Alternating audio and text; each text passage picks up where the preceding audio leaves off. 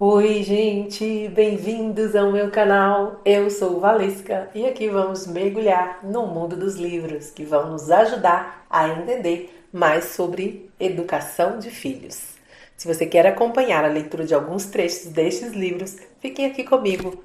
Toda semana vou trazer a leitura de trechos dos livros que estamos lendo lá no meu grupo de WhatsApp. Vou deixar o link na descrição do vídeo caso queira receber todos os dias áudios, PDFs, atividades e ofertas que disponibilizo lá. Você será muito bem-vindo. Já se inscreve, deixe seu like, seu comentário, compartilhe esse vídeo, ative o sininho e vem comigo.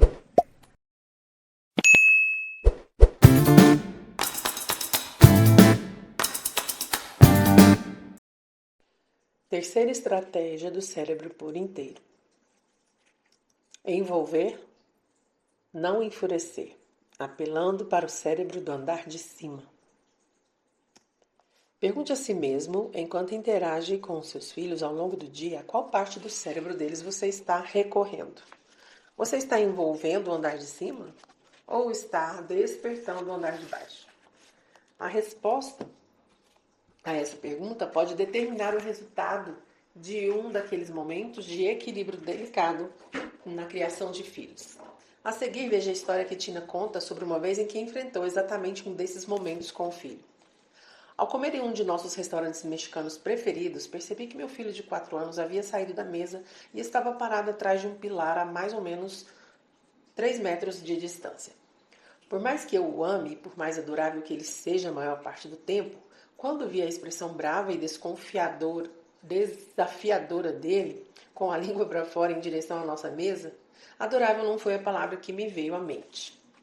Na mesa ao redor, algumas pessoas perceberam a situação e olharam para o meu marido, Scott, e para mim, para verificar como lidaríamos com isso.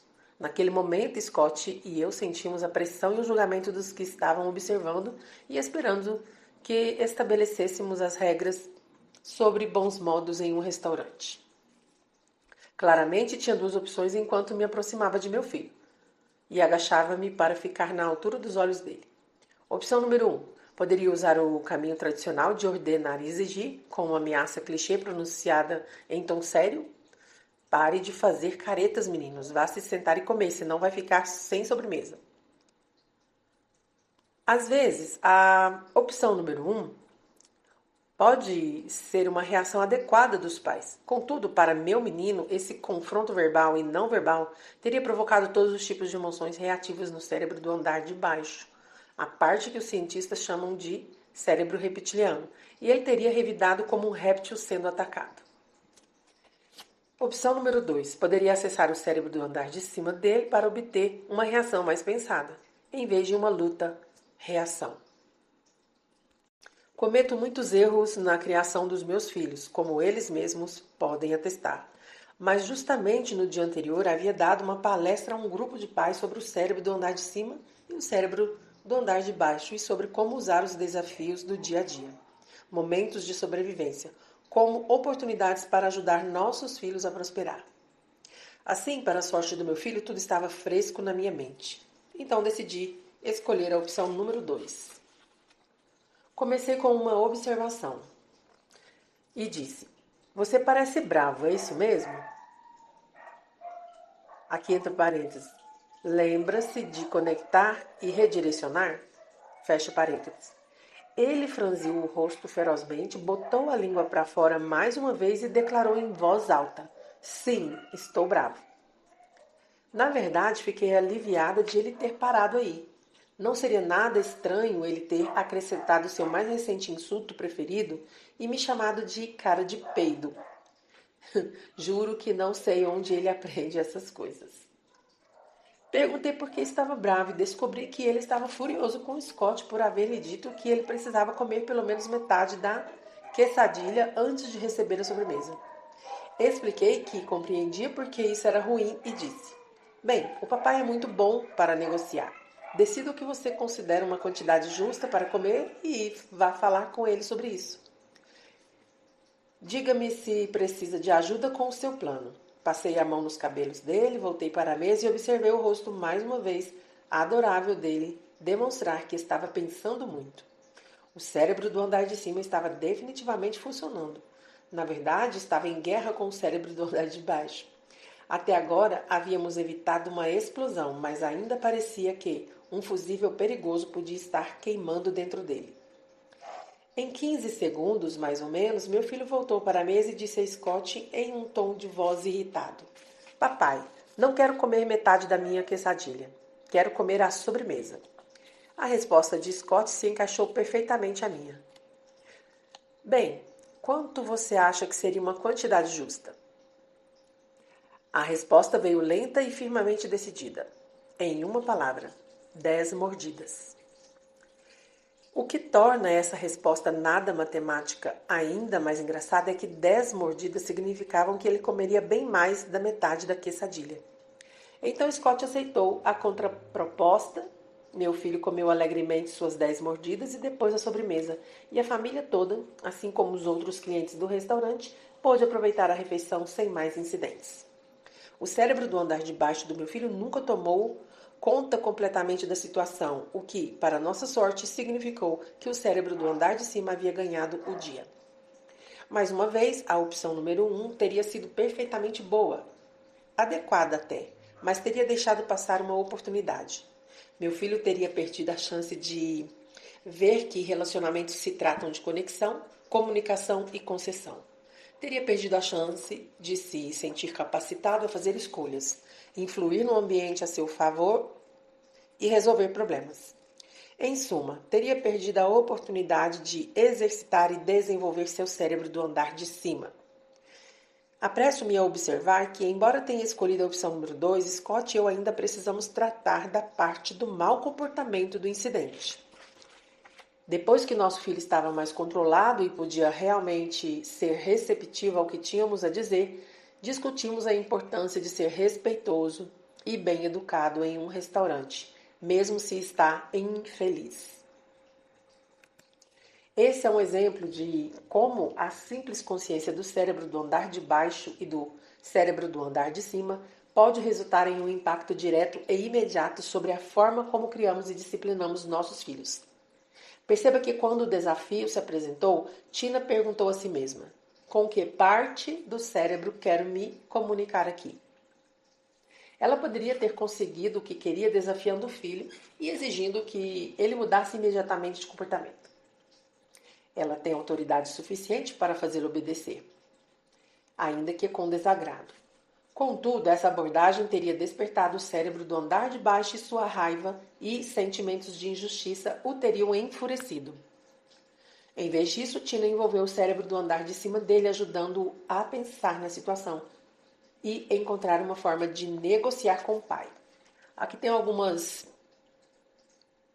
imagens que eu vou tirar foto e vou continuar a leitura. Vamos deixar algo claro. Às vezes não há espaço para negociar em interações entre pais e filhos. Crianças precisam respeitar a autoridade dos pais, o que muitas vezes significa que não simplesmente quer dizer não, sem espaço para discussões. Além disso, às vezes contrapropostas são inaceitáveis. Se o filho de 4 anos de Tina tivesse sugerido que daria apenas uma mordida na comida do almoço, o pai dele não estaria tão receptivo a negociar. Porém, enquanto criamos e disciplinamos nossos filhos, temos muitas oportunidades de interagir de maneiras que envolvam e desenvolvam o cérebro do andar de cima deles. Perceba que essa mãe decidiu não dar um ultimato, pois isso enfureceria o cérebro do andar de baixo. Em vez disso, envolveu o cérebro do andar de cima ao orientar a filha a usar palavras mais precisas e específicas para expressar como estava se sentindo. Você está muito brava porque não dei aquele colar a você? Então, ela pediu para a filha ajudá-la a resolver o problema. Quando a menina perguntou como fazemos isso, a mãe sabia que o cérebro do andar de cima estava participando. Naquele momento, a criança seria capaz de discutir o problema com a mãe de uma forma que simplesmente não conseguiria alguns segundos antes. Ambas poderiam fazer um brainstorm juntas sobre comprar outro colar na loja ou fazer um em casa. A mãe também poderia falar com a filha sobre como usar as palavras quando estivesse brava. Toda vez que dizemos convença-me ou dê-me uma solução boa para nós dois, Damos a nossos filhos a chance de resolver problemas e tomar decisões. Nós os ajudamos a pensar em comportamentos adequados e em suas consequências e sobre como o outro se sente e o que quer. Tudo porque encontramos uma maneira de envolver o andar de cima em vez de enfurecer o andar de baixo. Quarta estratégia do cérebro por inteiro.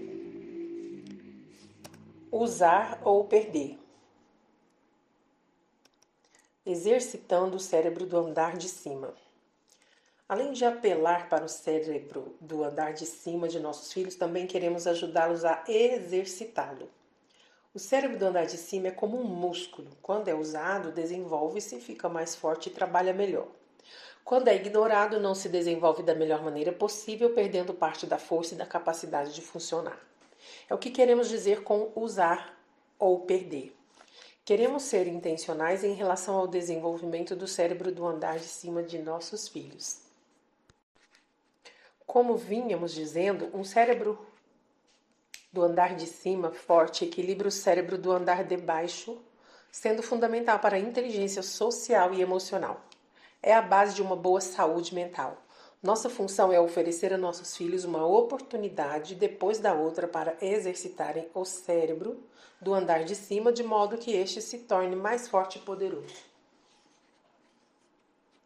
Enquanto você e seus filhos atravessam o dia, fiquem atento às formas de enfocar e exercitar diferentes funções do cérebro do andar de cima. Vamos dar uma olhada em algumas delas, uma a uma. Tomada de decisões de qualidade. Uma grande tentação dos pais é tomar decisões pelos filhos para que sempre façam a coisa certa. Mas, com a maior frequência possível, precisamos lhes proporcionar experiências para que tomem decisões por si mesmos. Tomada de decisão exige funcionamento executivo que ocorre quando o cérebro do andar de cima avalia diferentes opções. Considerar várias alternativas concorrentes, bem como os resultados dessas escolhas, confere experiência ao cérebro do andar de cima de uma criança, fortalecendo-o e permitindo que funcione melhor. Para crianças muito pequenas, isso pode ser tão simples como perguntar: você quer usar os sapatos azuis ou os brancos hoje? Depois, conforme vão envelhecendo, podemos lhe dar mais responsabilidades ao tomarem decisões e permitir que assumam alguns dilemas que possam realmente as desafiar. Por exemplo, se sua filha de 10 anos tem um conflito de agenda, tanto o acampamento das escoteiras quanto o jogo decisivo do time de futebol ocorrem no sábado e ela não poderá estar nos dois lugares ao mesmo tempo. Encoraje a fazer uma escolha.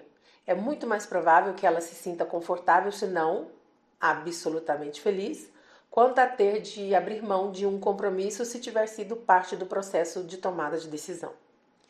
A mesada é outra maneira excelente de dar a crianças mais velhas prática para lidar com dilemas difíceis. A experiência de decidir entre comprar um jogo de computador agora ou continuar economizando para aquela bicicleta nova é uma forma poderosa de exercitar o cérebro do andar de cima. A questão é deixar seu filho enfrentar a decisão e viver com as consequências dela. Sempre que puder fazer isso de maneira responsável, evite resolver e resista a resgatar, mesmo quando cometem pequenos erros ou fazem escolhas não muito boas. Afinal, seu objetivo aqui não é a perfeição em todas as decisões, mas um cérebro do andar de cima desenvolvido com o máximo ao longo do caminho. Controlando as emoções e o corpo. Outra tarefa importante e difícil para os pequenos é manterem-se no controle de si mesmos. Assim, precisamos dar-lhes habilidades que os ajudem a tomar boas decisões quando estiverem incomodados. Use técnicas com as quais você provavelmente já está familiarizado. Ensine-os a respirar fundo ou contar até 10. Ajude-os a expressar seus sentimentos. Deixe-os bater os pés com força no chão ou socar uma almofada. Você também pode ensinar-lhe o que ocorre em seus cérebros quando sentem estar perdendo o controle e como evitar abrir a tampa. Vamos ajudar com isso na sessão Crianças com Cérebro por Inteiro, no final deste capítulo. Mesmo crianças pequenas têm capacidade de parar e pensar em vez de machucar alguém com as palavras ou os punhos.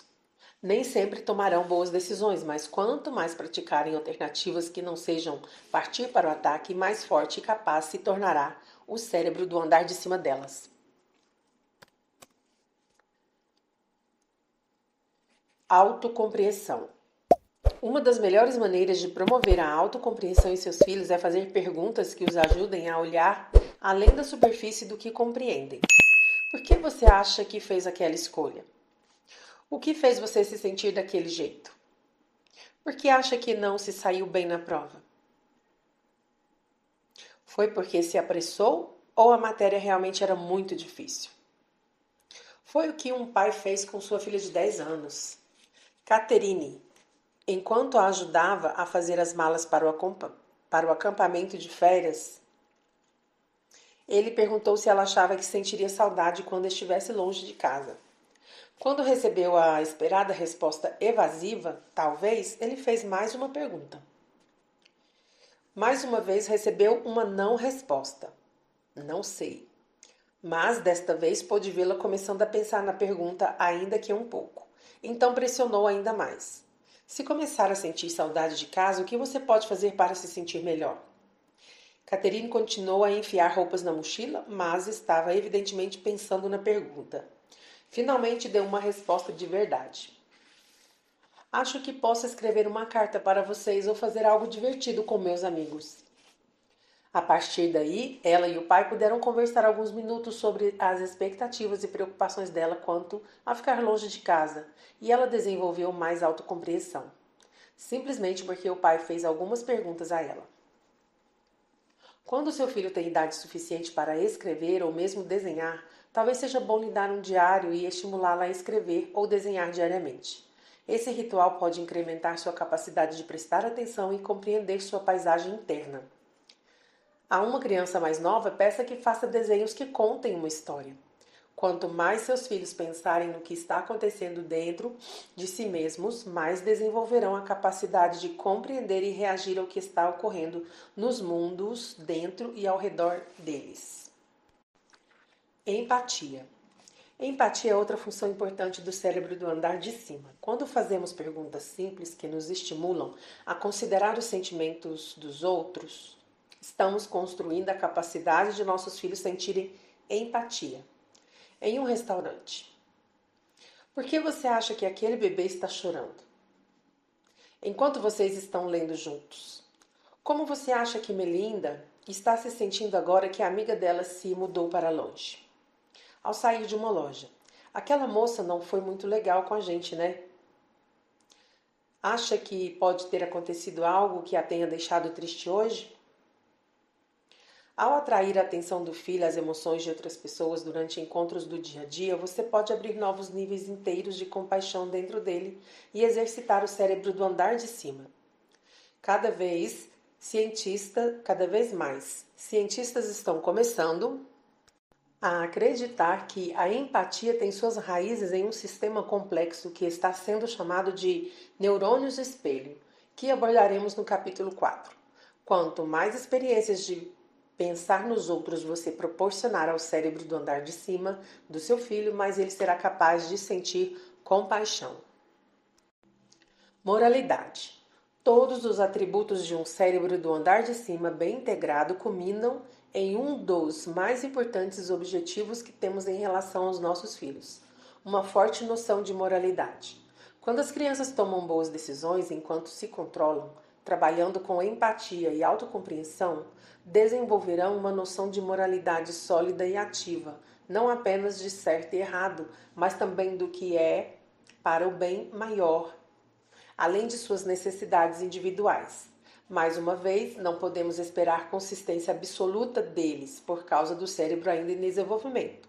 Contudo, queremos levantar questões a respeito de moral e ética o mais frequentemente possível em situações normais do dia a dia. Outra forma de exercitar essa parte do cérebro é oferecer situações hipotéticas que as crianças adoram. Seria certo passar no farol vermelho se houvesse uma emergência? Se um valentão estivesse implicando com alguém na escola e não houvesse adultos por perto, o que você faria? A questão é desafiar seus filhos a pensarem como agem e levarem em consideração as implicações das decisões que tomam. Ao fazer isso, você lhes proporciona a experiência de pensar por meio de princípios morais e éticos, o que, com a sua orientação, será a base da maneira como tomarão decisões pelo resto da vida. É claro, pense no exemplo que você está dando com seu próprio comportamento. Enquanto ensina honestidade, generosidade, bondade e respeito aos seus filhos, garanta que eles vejam que você vive uma vida que incorpora esses valores da mesma forma. Os exemplos que você dá para o bem e para o mal causarão um impacto significativo na forma como o cérebro do andar de cima de seus filhos se desenvolve. Estratégia do cérebro por inteiro. Mover ou perder. Movimentando o corpo para evitar perder a mente. Uma pesquisa demonstrou que o movimento do corpo afeta diretamente a química do cérebro. Assim, quando um de seus filhos perder o contato com o cérebro do andar de cima, um jeito poderoso de ajudá-lo a recuperar o equilíbrio é fazê-lo movimentar o corpo. A seguir, veja um relato de uma mãe sobre seu filho de 10 anos que passou por um período em que recuperou o controle sendo fisicamente ativo. 2 dias depois de Liam começar a frequentar a 5ª série, ele começou a se sentir completamente sobrecarregado pela quantidade de dever de casa que o professor estipulava. Concordei com ele, aliás, era muito dever de casa. Ele reclamou muito, mas acabou dirigindo-se para o quarto para fazer o dever. Quando fui conferir como ele estava se saindo, encontrei-o literalmente encolhido em posição fetal embaixo do puff do quarto dele. Eu o estimulei a sair de lá, sentar diante da mesa e continuar estudando. Ele não parava de se lamuriar, dizendo que não conseguiria fazer tudo. É muita coisa, ele dizia. Eu me oferecia para ajudá-lo, mas ele sempre recusava meu auxílio. Então, de repente, ele saiu debaixo do puff em um salto, desceu as escadas, atravessou a porta da frente e correu. Ele correu por diversas quadras da vizinhança antes de voltar para casa. Após retornar para casa em segurança, calmo e fazendo um lanche, pude conversar e perguntar por que havia saído daquele jeito. Ele disse que não sabia o motivo. A única coisa em que consigo pensar é que me sentiria melhor se corresse o mais rápido que pudesse pelo máximo de tempo que conseguisse. E funcionou. Preciso admitir que ele pareceu estar muito mais calmo, pronto para me deixar ajudá-lo com o dever de casa. Embora Liam não soubesse disso, quando saiu de casa para correr, ele estava praticando integração. O cérebro do andar de baixo dele havia submetido o cérebro do andar de cima, deixando-o sentir-se sobrecarregado e impotente. Ele havia se aproximado muito da margem de caos do rio. As tentativas de sua mãe de ajudá-la a ativar o cérebro do andar de cima não obtiveram sucesso, mas, quando Liam pôs o corpo na conversa, algo mudou em seu cérebro. Depois de alguns minutos de exercício, ele conseguiu acalmar a amígdala e devolver o controle ao cérebro do andar de cima. Estudos dão um respaldo a Liam e à sua estratégia espontânea. Uma pesquisa demonstrou que quando mudamos nosso estado físico, por meio de movimento ou relaxamento, por exemplo, conseguimos alterar nosso estado emocional. Tente sorrir por 1 minuto. Isso pode fazê-lo se sentir mais feliz. Respirações rápidas e superficiais acompanham estados ansiosos, mas se você respirar profundo e lentamente, provavelmente se sentirá mais calmo. Experimente esses exercícios simples com seu filho para lhe mostrar como o corpo afeta a forma como ele se sente. O corpo está repleto de informações que envia ao cérebro. Na verdade, muito das emoções que sentimos começa no corpo. Embrulho no estômago e ombros tensos mandam mensagens físicas de ansiedade para o cérebro antes de termos consciência de que estamos nervosos. O fluxo de energia e informações do corpo até o tronco cerebral para a região límbica e então até o córtex modifica estados corporais, emocionais e pensamentos. O que aconteceu com Liam, então, foi que o movimento do corpo o ajudou a deixar todo o self em um estado de integração, de modo que o cérebro do andar de cima, o cérebro do andar de baixo e o corpo conseguissem mais uma vez exercer suas funções de forma efetiva e saudável. Quando ele se sentiu sobrecarregado, o fluxo de energia e informações ficou bloqueado, resultando em desintegração. Mover o corpo vigorosamente liberou parte da raiva e da tensão, permitindo-lhe relaxar. Então, depois da corrida, o corpo dele mandou informações mais tranquilas para o cérebro do andar de cima, significando que o equilíbrio emocional havia retornado e as diferentes partes do cérebro e do corpo começaram a funcionar novamente de forma integrada. Oh, meu Deus.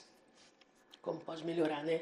Hoje eu tô com minha garganta um pouco arranhando, então tem hora que eu me engasgo aqui. Mas vamos continuar. Não vou começar de novo, não. Da próxima vez que seus filhos precisarem se acalmar ou recuperar o controle, procure maneiras de fazê-los se movimentarem. Com crianças pequenas, experimente o que pode ser chamado de trapaças carinhosas e criativas. A diversão dessa brincadeira é aliada à atividade física, pode mudar completamente a atitude mental da criança e tornar a manhã muito mais agradável para vocês dois. A técnica funciona também com crianças mais velhas. Um treinador de beisebol infantil que conhecemos ouviu falar do princípio mover ou perder e acabou fazendo seus jogadores pularem para cima e para baixo no abrigo do campo quando se sentiu desencorajados depois de perder algumas bolas no começo do campeonato. O movimento dos garotos provocou uma guinada de empolgação e injetou nova energia nos corpos e cérebros deles, que acabaram voltando e vencendo o jogo. Mais uma vitória para a neurociência. Às vezes você pode simplesmente explicar o conceito. Sei que não gostou de não poder dormir fora de casa com sua irmã. Não parece justo, né? Vamos andar de bicicleta e falar sobre isso. Às vezes, simplesmente mexer o corpo pode ajudar o cérebro a sentir que tudo ficará bem. Seja como for que faça isso, a ideia é ajudar seu filho a recuperar o equilíbrio e controle, mexendo o corpo, o que pode remover bloqueios e abrir o caminho para a integração. Usando a nós mesmos, usando nossa própria escadaria mental. Meu filho pequeno ficou gritando por 45 minutos e eu não sabia como o confortar. Finalmente gritei: às vezes odeio você. Meu filho tinha 2 anos e arranhou o rosto do irmão menor com tanta força que deixou marcas. Eu bati no bumbum 5 vezes. Então saí do quarto, caminhei pelo corredor, dei meia volta e bati nele de novo, provavelmente mais 5 palmadas. Gritei tão alto com ele que o deixei apavorado. Depois de pedir à minha filha para cuidar do irmãozinho que corria na frente do balanço, ela quase bateu nele. Fiquei tão furiosa que, mesmo diante de outras pessoas no parque, eu lhe disse: qual é o seu problema? Você é burra? Essas são algumas experiências de criação de filhos bem horríveis, não são? Elas representam nossos momentos no andar de baixo, nas vezes em que ficamos tão descontrolados que dizemos ou fazemos coisas que jamais deixaríamos qualquer um dizer ou fazer com nossos filhos. As confissões anteriores são de pais reais que conhecemos pessoalmente. Embora possam ser surpreendentes, cada um deles faz um excelente trabalho na criação dos filhos. Mas, assim como nós, simplesmente perdem as estribeiras de vez em quando e dizem ou fazem coisas que gostariam de não ter dito ou feito. Você poderia acrescentar seu próprio momento no andar de baixo à lista anterior? É claro que sim, se você é pai ou mãe e ser humano. Vemos isso sempre quando conversamos com pais e os atendemos. Ao criarem os filhos em situações muito estressantes, pais cometem erros. Todos cometemos. Contudo, não esqueça, crises na criação de filhos são oportunidades de crescimento e integração.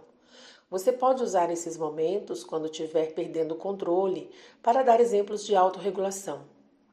Há olhinhos que o observam para ver como você se acalma.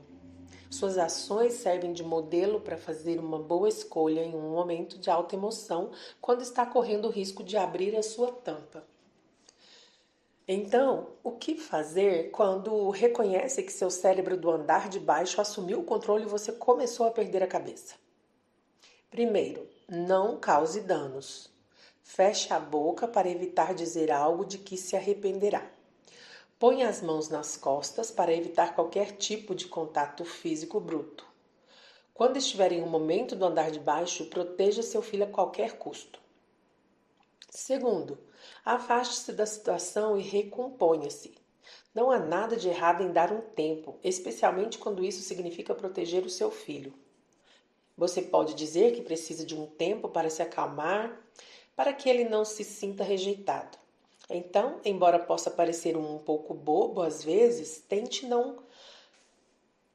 tente usar nossa técnica mover ou perder. Pule no lugar, tente fazer algumas posturas de yoga, respire lenta e profundamente. Faça o que for necessário para recuperar parte do controle que perdeu quando sua amígdala sequestrou seu cérebro do andar de cima. Você não apenas ficará em um estado mais integrado, como também servirá de modelo para seus filhos com alguns truques rápidos de autorregulação que eles poderão usar. Finalmente, repare. Rapidamente, reconecte-se com seu filho assim que ficar calmo e sentir-se no controle de si mesmo. Então lide com qualquer dano emocional e relacional que tenha sido provocado. Isso pode requerer seu perdão, mas também exigir que você peça desculpas e aceite a responsabilidade dos próprios atos. Esse passo precisa ocorrer o mais rapidamente possível. Quanto antes você reparar a conexão entre você e seu filho, mais cedo ambos recuperarão o equilíbrio emocional e voltarão a aproveitar o relacionamento juntos. E se você chegou até aqui, de coração, muito obrigada. Isso mostra que você se importa de verdade em oferecer o melhor para os seus filhos. E isso já é um passo gigante na jornada da educação com amor e consciência. Se esse vídeo te ajudou de alguma forma, quero te pedir novamente, deixa o seu like, se inscreve no canal e ativa o sininho, porque aqui tem sempre conteúdo pensado com carinho para apoiar tanto você, mamãe, quanto você, papai. E tem mais um vídeo incrível aqui no canal que está aparecendo na tela agora. É só clicar e continuar essa jornada com a gente. Um grande beijo e até o próximo vídeo.